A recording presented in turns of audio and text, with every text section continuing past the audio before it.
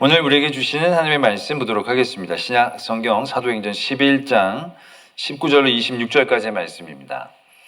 제가 가지고 있는 신약 성경 207면에 있는 사도행전 11장 19절로 26절까지의 말씀, 저희가 지금 3주 동안 또 이 말씀으로 함께 은혜를 나누고 있습니다. 제가 19절부터의 말씀을 봉독드리겠습니다. 그때 스데반의 일로 일어난 환란으로 말미암아 흩어진 자들이 베니게와 구브로와 안디옥까지 이르러 유대인에게만 말씀을 전하는데, 그 중에 구브로와 구레네 몇 사람이 안디옥에 이르러 헬라인에게도 말하여 주 예수를 전파하니 주의 손이 그들과 함께 하심에 수많은 사람들이 믿고 주께 돌아오더라.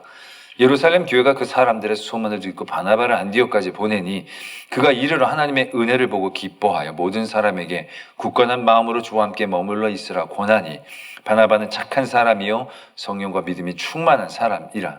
이에 큰 무리가 주께 더하여지더라. 바나바가 사울을 찾으러 다소에 가서 만남에 안디옥에 데리고 와서 둘이 교회에 1년간 모여 있어 큰 무리를 가르쳤고, 제자들이 안디옥에서 비로소 그리스도인이라 일컬음을 받게 되었더라. 아멘. 하나님의 말씀입니다. 예루살렘 초대교회에서는 교회 모습이 이러해야 한다라는 아름다운 교회 모습을 보여주십니다. 그리고 나서 그 교회가 흩어지고 난 다음에 두 번째로 세워진 교회가 이 안디옥 교회입니다. 이 안디옥 교회를 통해서 하나님은 교회가 무엇을 해야 하는지를 분명하게 보여주십니다. 안디옥 교회는 어려움에 빠진 예루살렘 교회를 도왔고요, 또 선교사를 파송하면서 복음을 전하는 일들을 시작하게 되었습니다. 우리가 지금 생각해보면 너무나도 쉽고 당연한 일인 것 같지만, 아직 그런 일들을 해본 적이 없었던 교회 공동체에서 이런 일들을 섬기고 도전한다는 것은 쉬운 일은 아니었을 것입니다. 그러나 하나님께서 이 안디옥 교회에 은혜를 주시고 교회가 앞으로 무엇을 해야 할지를 이 안디옥 교회를 통해서 분명하게 보여주셨다라는 얘기죠. 저희는 이 한 달 동안 그 안디옥 교회가 안디옥 교회 되어지는 그런 은혜, 요인들을 바라보면서 지금 우리들의 믿음을 도전하는 시간들을 갖고 있습니다. 오늘은 이 안디옥 교회가 안디옥 교회가 되기 위해서 결정적으로 중요한 한 사람, 바나바에 대한 말씀을 나누고자 합니다. 바나바는 쉽게 말하면 초대 목회자라고 얘기할 수 있을 것입니다. 이 안디옥에 믿음의 사람들이 모여지게 됐다는 얘기를 듣고 예루살렘에서 말하자면 안디옥으로 파송한 목회자이다라는 얘기죠. 또 이 바나바를 통해서 이 교회는 교회되어지고 또 큰 무리가 주께 더하여지는 부흥의 역사를 만나게 되는 것을 보게 됩니다. 이 바나바는요, 정말 훌륭한 사람입니다. 원래 이 사람은 레위 지파 사람이기 때문에요, 굉장히 좋은 유대인의 가문에서 났던 사람입니다. 그런데 유대인의 레위 지파 사람이었지만 사는 건 구브로라는 섬에서 살았습니다. 이 섬은 이방 지역이었고 소아시아 지역에 있는 섬인데, 섬이 굉장히 비옥했다라고 합니다. 그런데 이 사람은 거기에 밭을 갖고 있었던 부유한 사람이기도 했다라는 얘기죠. 근데 이 바나바가 예루살렘에 올라왔을 때 복음을 듣고 변화되어져서 초대교회를 섬기는 엄청난 일을 하죠. 그래서 그의 밭을 팔아서 초대교회 성도들을 섬깁니다. 말이 밭이지 100평, 200평 되는 걸 의미하는 게 아닐 거라고 얘기합니다. 우리가 지금 생각하면 농장 정도 되는 걸 팔았지 않겠나. 왜냐하면 초대교회가 처음에 형성되어질 때 3,000명, 5,000명 이렇게 모였거든요. 적지 않은 숫자입니다. 이 숫자만 하더라도. 근데 이 숫자도 어떻게 보면 남성 중심의 숫자라고 했을 때 그 예루살렘 교회 숫자는요, 거의 10,000명을 훌쩍 넘어서는 숫자였을 것입니다. 근데 그 당시 얼마나 어려운 사람들이 많이 있었겠습니까? 지금에야 다들 굶지는 않지만 그 당시 얼마나 어렵고 굶은 사람들이 많았겠습니까? 그런데 초대교회 모습은 어떠했습니까? 자기 것들을 팔아서 서로 나눠주고 통용해서 어려운 사람이 없게 했다는 겁니다. 그러니까 굉장히 적지 않은 그러한 금액을 헌금했던 사람이 바나바이죠. 그리고 이 바나바는요, 이름이 원래 바나바가 아닙니다. 원래 이름은 요셉입니다. 바나바는 뭐냐면 별명처럼 사도들이 부른 이름입니다. 그러니까는 우리가 보면 예쁜이 막 사람들이 이렇게 부르는 이름이 있는데도 예쁜이 부르는 사람 있잖아요. 그 사람들은 왜 그렇게 부릅니까? 예쁘니까 예쁜이라고 부른 겁니다. 이 바나바도 이름이 있는데 사람들이 바나바 부른 거예요. 근데 바나바라는 이름이 위로의 아들이라는 그런 뜻을 갖고 있다는 겁니다. 그러니까 이 바나바가 너무 사람들을 잘 섬기고 세우고 품고 하니까 사도들이 그냥 위로의 아들 이게 이렇게 불러서 이게 이제 이름이 되어지는 그런 사람이었다는 얘기죠. 이 이전에 어떤 사건이 있었느냐 하면 사도 바울이 회심을 하고 변화가 돼서 복음을 전하다가 유대교 종교 지도자들에게 쫓겨 도망오죠. 이 사도 바울이 예루살렘 교회 지도자들을 만나고 싶어 했어요. 근데 아무도 만나려고 그러질 않는 거예요. 왜냐하면 그들이 눈으로 봤잖아요. 그 사울이 믿음의 사람들을 죽이는 것을 그 눈으로 보았기 때문에 그 두려움이 분명히 그 안에 있었다는 얘기죠. 회심을 했다라고 얘기해도 마음에 그를 받아들일 수 있을 만한 아직 용기는 없었던 거죠. 근데 그때 바나바가 나서서 이 사울과 예루살렘 교회 지도자들을 만나게 해줍니다. 굉장히 사람을 세우고 또 품는데 큰 은사를 갖고 있는 그런 사람. 또 헬라 지역에서 태어났지만 레위 지파 사람. 그러니까 예루살렘 교회에서 안디옥에 너무 적임자를 보내게 된 거죠. 그래서 이 바나바를 통해서 그 이전에도 믿음의 사람들이 모이기 시작했는데 24절에 보면 바나바는 착한 사람이여 성령과 믿음이 충만한 사람이라 이에 큰 무리가 더해졌더라. 이 바나바가 가서 정말 목회를 잘한 굉장히 능력 있는 사람이다라는 얘기죠. 하나님이 바나바를 통해서 안디옥 교회가 교회되어지는 은혜를 베풀어 주십니다. 그렇다면 이 바나바의 어떠한 모습이 또 하나님 앞에 쓰임을 받을 수 있었는지를 오늘 살펴보고자 한다는 얘기죠. 세 가지로 적죠. 착한 사람이고 성령이 충만하고 믿음이 충만하다. 성령과 믿음은 은혜로 받는 거니까 모든 믿음의 사람들에게 계시를 주시는 것이니까 그건 하나님이 공통적으로 주신 거라고 보고 이 바나바가 다른 사람들에게 언급되어지지 않는 아주 특별한 한 가지 모습을 말씀은 적고 있죠. 착한 사람이라는 겁니다. 착한 사람. 저는 이 말씀을 들을 때마다 굉장히 놀라워할 때가 있습니다. 뭐로 놀라냐면 얼마나 착했길래 이 착한 사람이라고 적는 걸까?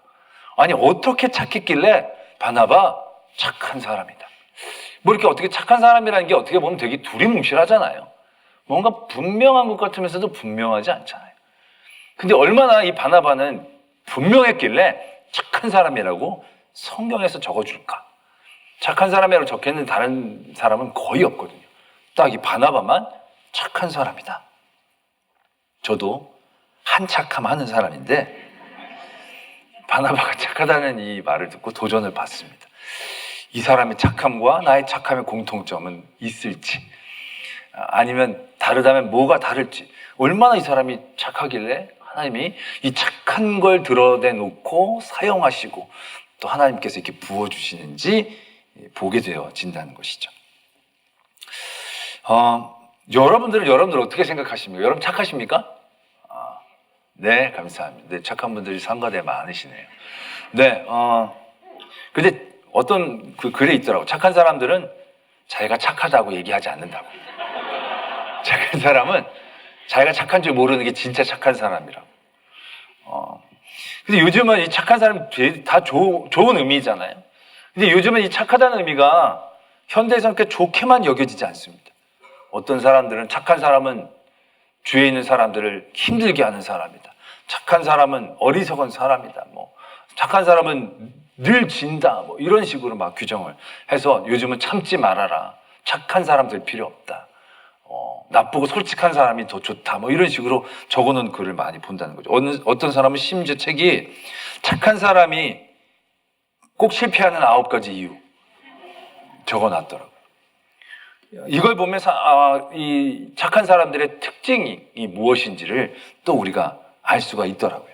꼭 실패를 하는데 왜 실패를 하냐면 착한 사람들은 완벽해지려고 애를 쓴다는 겁니다. 모든 사람들에게 좋은 얘기만 들으려고 애쓴다는 거죠. 근데 이거는 구조적으로 이미 실패라는 거예요. 왜? 완벽하지도 않는데 완벽하라고 애를 드니까 자기가 힘들어질 수밖에 없다는 거죠. 또 이 착한 사람들은요 무모하다라는 거예요. 무모하다는 거. 이게 무슨 얘기냐? 사람들이 부탁을 하면 거절을 못 한다는 거예요.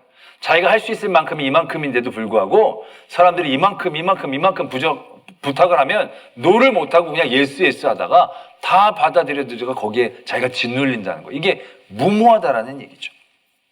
또 침묵을 잘한다는 거예요. 이거 착한 분들은 진짜 그 경험을 다 하실 거예요. 웬만하면 말을 잘 안 합니다.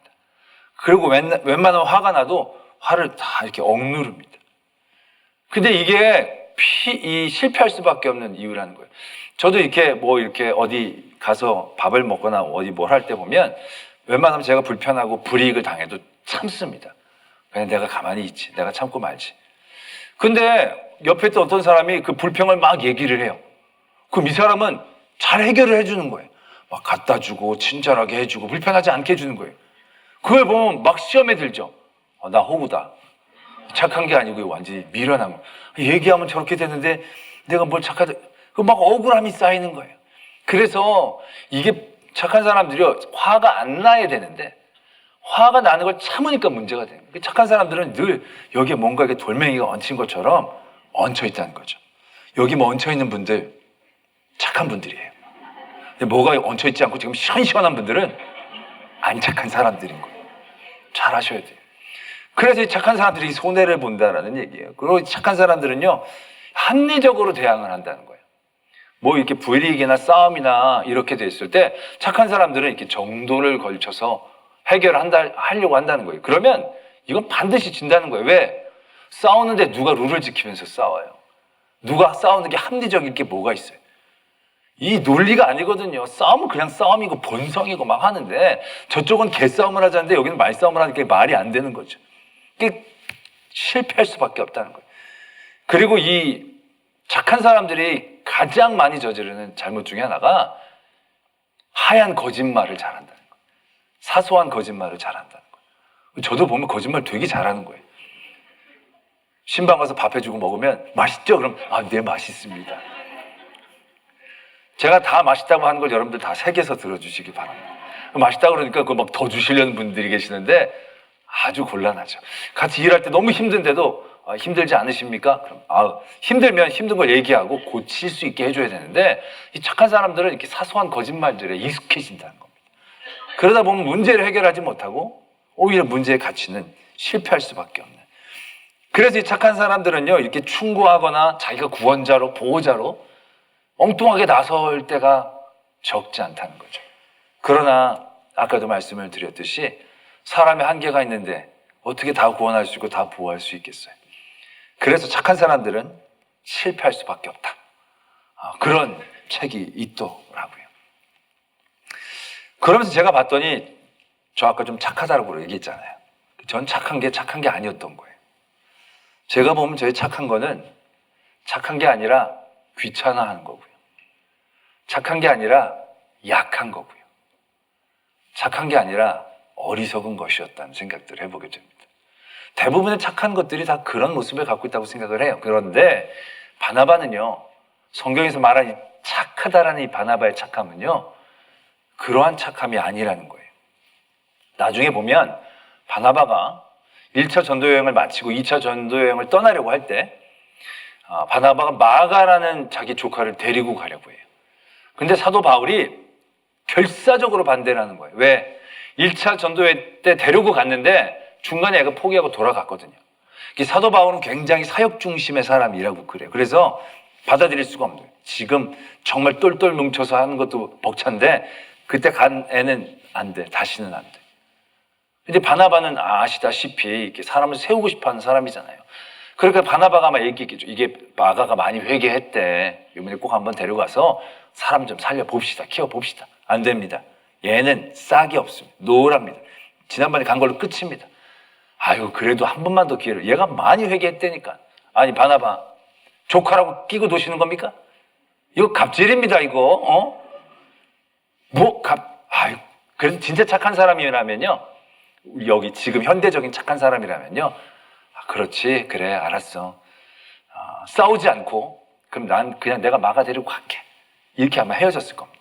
싸우는 게 귀찮고 자기가 약하다고 생각한다면. 근데요, 성경은 어떻게 적고 있느냐면 바나바와 바울이 심히 다투었다라고 적고 있습니다. 이 성경에서요, 심히 다투었다라고 적으면 진짜 심하게 싸운 겁니다. 이게 그냥 말싸움 정도로 싸워가지고는 이렇게, 물론 사도들이 주먹다짐 했다라고 생각하고 싶지 않습니다만은 거의 거기에 느낌을 줄 정도로 격렬하게 둘이 다퉜다는 얘기죠. 바나바도 우리가 생각하는 마냥 착하고 마냥 양보하는 캐릭터는 아니라는 얘기죠. 그렇다면 바나바가 갖고 있는 착함의 힘은 무엇인가? 저는 그걸 이렇게 구분하고 싶습니다. 착함이 있는데 약한 착함이 있고 강한 착함이 있다. 다윗의 얘기를 보면서 우리가 비교해 보면 쉬운데요. 다윗이 유대 지파의 왕으로 먼저 추대가 됩니다. 아직 사울의 왕의 아들 이스보셋이 나머지 11개 지파의 왕으로 있었던 때입니다. 근데 이게 전세가 점점 기울어서 이 이스보셋의 장군이었던 아브넬이 이 다윗에게 투항을 하려고 옵니다. 그 다윗이 이 아브넬을 받아줍니다. 그리고 굉장히 좋은 방법으로 나라가 통일될 수 있는 길을 열어놓게 됩니다. 근데 그때 다윗의 장군이었던 요압이라는 사람이 있었는데 이 요압이 아브넬하고 원수예요. 왜냐하면 이 아브넬이 요압의 동생을 죽였거든요. 그 아브넬이 나갔다 왔더니 사람들이 아브넬이 왔다 갔다 하는 얘기를 하는 거예요. 그 요압이 몰래 쫓아갑니다. 그리고 화친한 척하면서 이 아브넬을 죽여버립니다. 큰일 난 겁니다. 지금 좋게 마무리가 될 수 있었는데 이 요압이 자기 승질로 자기 보복을 하느라고 큰 어려움 가운데 다윗을 빠뜨린 겁니다. 다윗은 왕이고 요압은 장군입니다. 큰 실수라고 잘못을 했던 이 요압을 크게 벌 줘야 합니다. 그래야 오해 없이 일들이 잘 마무리가 되겠죠. 근데 다윗이 요압을 벌 주지 않습니다. 그리고 그냥 그 일을 묻어둡니다. 그리고 아브넬을 위해서 눈물을 흘리고 슬퍼합니다. 문제가 해결됩니다. 착해 보이죠? 굉장히 착함으로 요압을 받아들여 준 것처럼 얘기합니다. 근데 그때 다윗이 이렇게 얘기합니다. 내가 지금 왕이긴 하지만 내가 약하기 때문에 요압을 건드릴 수가 없다. 겉으로 보기엔 착한 것 같지만 그건 착한 게 아니고 약한 것이었습니다. 이후에 다윗이 아들 암논이란 큰아들이 이복 동생인 다말을 범하게 됩니다. 압살롬의 여동생이죠. 그래서 그 사건을 듣고 나서 다윗이 매우 노했다. 성경은 그렇게 적고 있습니다. 그렇게 매우 노했고 그런 일들이 있으면 암논을 치리하고 처벌하고 벌을 줘서 그 일들을 잘 해결했어야 되는데 다윗은 화만 내고 그 일을 덮어버립니다. 굉장히 착한 아버지죠. 착한 왕입니다. 이런 못된 짓을 했는데도 그냥 화만 내고 참고 덮고 지나갑니다. 근데 그건 착한 게 아닌 겁니다. 비겁한 것이죠. 그 가정의 수치를 드러내고 싶지 않아서, 그 아들의 잘못을 사람들에게 알리고 싶지 않아서 그 일들을 그냥 덮고자 했던 어리석음이었다는 얘기죠. 겉으로 보기엔 다 착해 보입니다. 그런 화낼 만한 일에 지나갔으니까. 근데 그건 착한 게 아닌 겁니다. 그러나 다윗이 강하고 착할 때가 있었습니다. 그가 동굴에 혼자 있었을 때, 그의 팀과 같이 있었을 때 사울이 혼자 들어옵니다. 딱 죽일 수 있는 기회예요. 그냥 칼만 잡으면 그냥 죽이는 거예요. 그런데 다윗이 그때 사울을 살려줍니다. 사울을 죽일 용기가 없어서요? 사울을 죽이고 그 다음에 후폭풍이 두려워서요? 아닙니다. 내가 하나님이 기름 부어 세운 종을 내가 어떻게 내 손으로 죽일 수 있겠느냐. 그는 그 유혹의 자리에서 하나님에게로 도망갑니다. 하나님을 붙잡습니다. 그의 선함은 강한 선함이었다는 거죠. 착한 건 비겁하고 어리석은 약함에서 나온 선함이 아니라 강하게 하나님을 붙잡고 있는 곳에서 나오는 선함, 하나님을 위한 선함이었다는 얘기죠. 나중에 압살롬이 반역을 일으키고 난 다음에 마지막 전쟁을 할 때 다윗이 그 군사들에게 이렇게 얘기합니다. 내 아들 압살롬을 긍휼히 여겨달라고 얘기합니다. 지금 그 압살롬은 진짜 갈아 마셔도 그냥 손이 안 차려도 나쁜 엑스거든요. 아니 잘못해서 나간 놈을 용서해서 품기까지 했는데 거기에서 작전을 짜가지고 오랫동안 계획을 세워가지고 배신을 하고 나서 아주 치사한 방법으로 후궁까지 건드려 가면서 왕위를 차지하려는 그런 아들이지만 남보다 못한 아들 압살롬.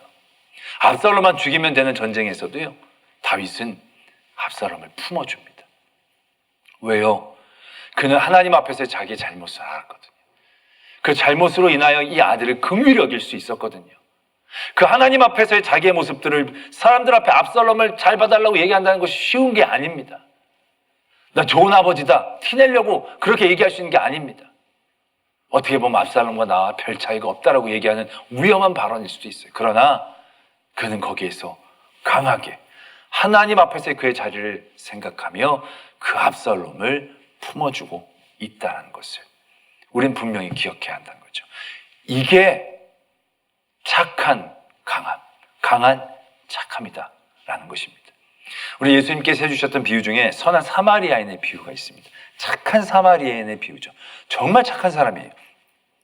자기네들이 민족적으로 감정이 안 좋은데 강도만당 거진 죽은 사람을 보고 자기가 여행 다닐 때 필요할 그 포도주를 부어서 상처를 씻겨줍니다. 먹을 포도주로 씻겨줄 정도로 부으면 이거 굉장히 낭비거든요. 어떻게 보면 너무 아까운 거거든요.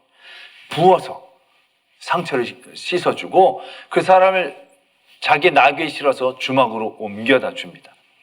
여기까지만 하면 이건 그냥 착한 것일 수 있어요. 왜? 자기 만족적인 착함이 있거든요.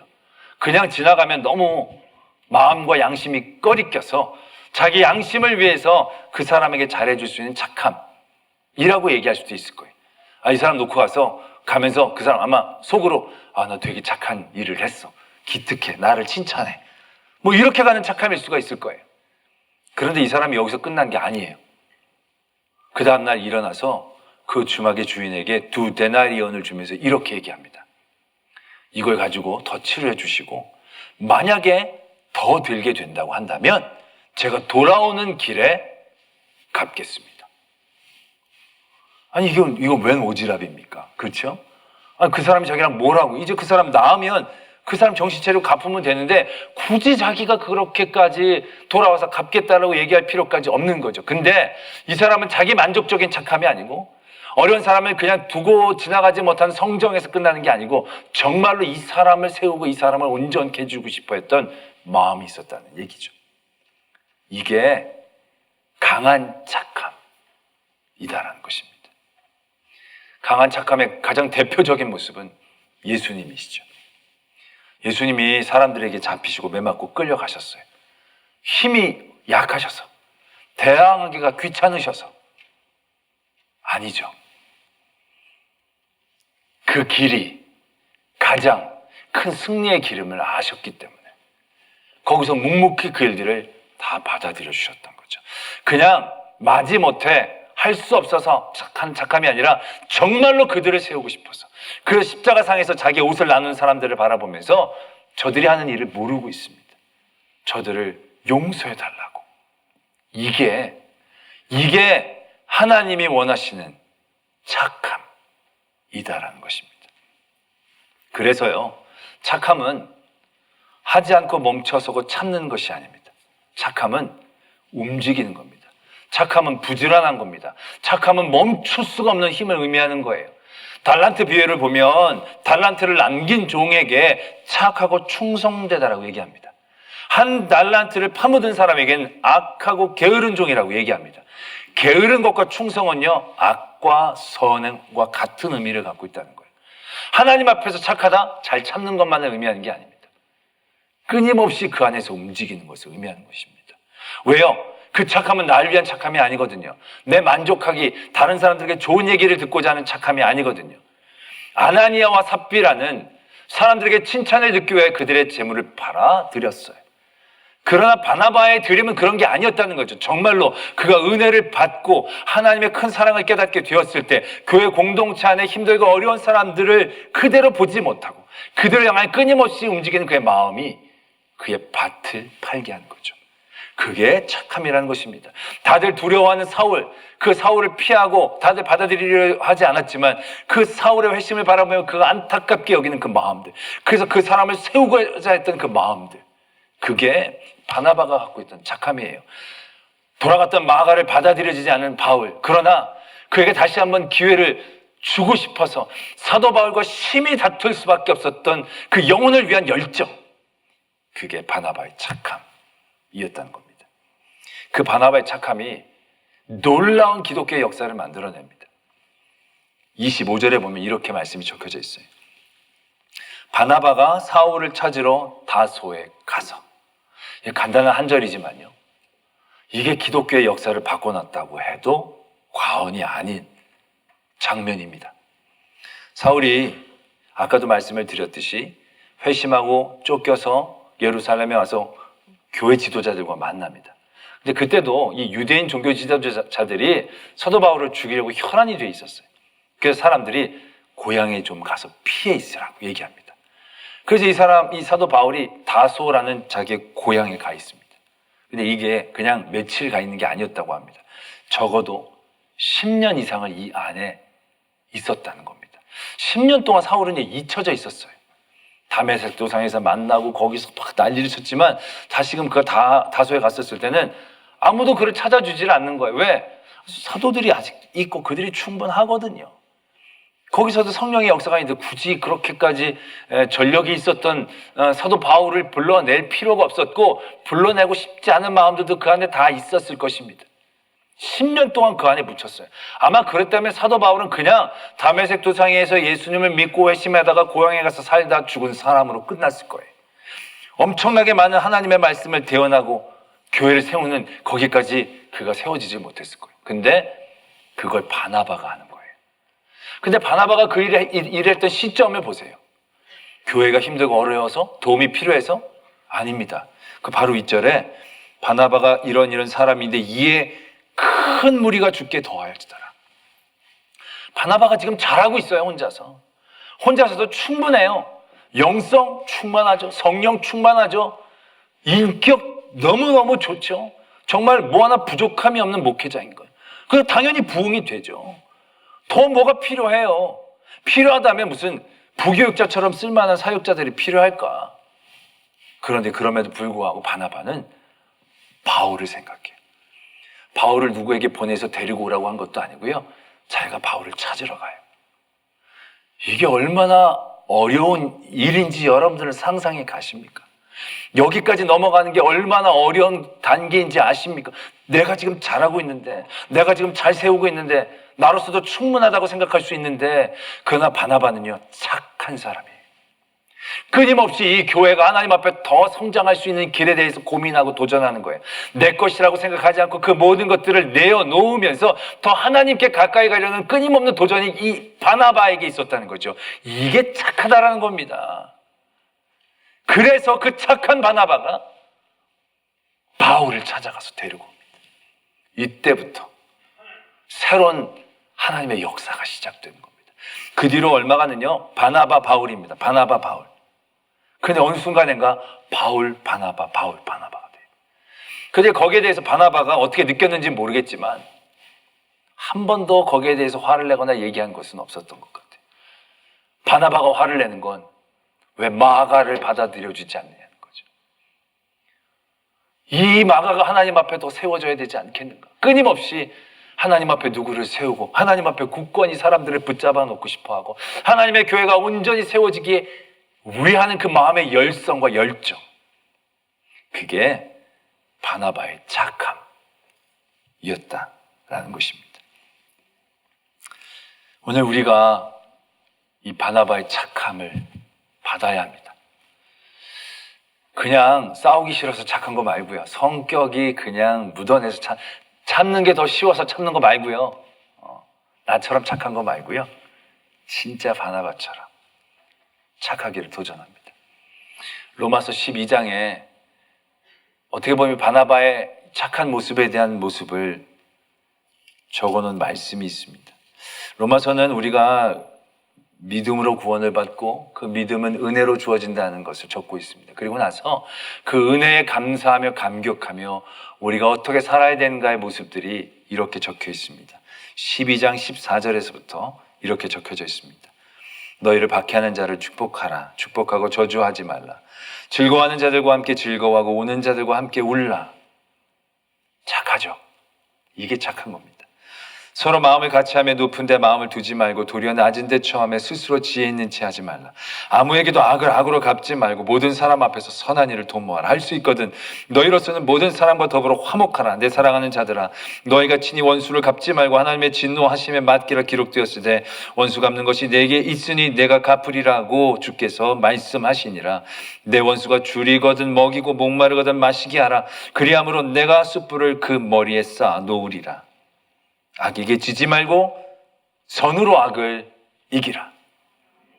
이게 바나바를 통하여 우리에게 보여주신, 또 안디옥 교회 교인들이 예수장이라고 불러질 수 있었던 그 모습이었을 것입니다. 사람들이 보기엔 어리석고 미련해 보이지만 뭔가 무시할 수 없는 힘, 그 착함. 그 착함은 악을 악으로 갚지 않고 악을 선으로 이기려고 하는 적극적인 깨어있어.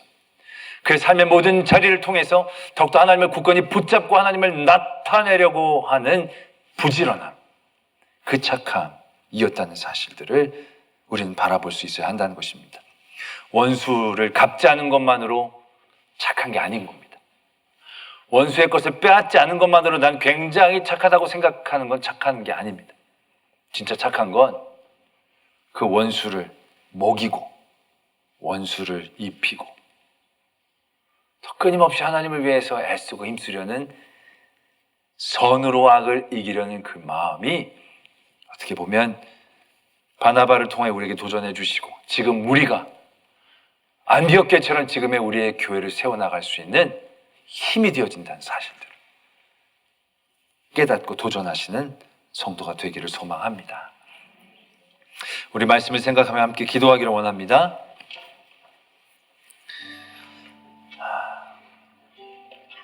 바나바를 통하여 하나님의 귀한 역사가 일어나는 착함을 보게 하여 주시옵소서. 예수 그리스도의 삶을 통하여 우리에게 보여주신 그 선하심, 우리가 도전하기를 원합니다. 선한 사마리아인의 말씀으로 주셨던 그 선함과 착함을 도전하기를 원합니다. 우리의 성품으로, 우리의 삶의 모습으로 스스로 만족하는 것이 아니라 끝까지 하나님 앞에 굳건히 붙잡혀 있기 위한 거룩한 믿음의 도전, 그 착함을 우리가 행하게 하여 주시옵소서. 이러한 기도의 제목으로 하나님 앞에 나아갑니다. 아버지 하나님, 다른 방법으로 사는 저희들임을 고백하고 그 일들로 하나님 앞에 고백하오니 하나님 저희를 붙잡아 주시고 지켜주시고 품어주시고 역사하여 주시옵소서. 모든 일들을 통하여 더욱더 하나님의 큰 은혜와 역사를 보기를 원합니다. 아버지 하나님, 우리와 함께하여 주시고 우리를 도와주시옵소서. 우리를 통하여 귀하고 놀라운 일들 믿습니다. 하나님 아버지, 세상은 어리석다라고 얘기합니다. 미련하다고 얘기합니다. 그러나 그것이 십자가입니다. 그 십자가가 우리의 능력이고 힘임을 깨닫습니다. 세상에서 지혜로운 자 되지 않게 하시고 착하고 선한 자가 되게 하여 주시옵소서. 그래서 세상 사람들은 이상하게 여기는 그 자리, 예수쟁이라고 얘기하는, 예수에 미쳤다라고 얘기하는 그 자리에서 놀라운 하나님의 은혜와 역사를 경험하고 이뤄낼 수 있는 하나님의 사람들 되게 하여 주시옵소서. 믿사오며 예수 그리스도의 이름으로 기도드립니다. 아멘.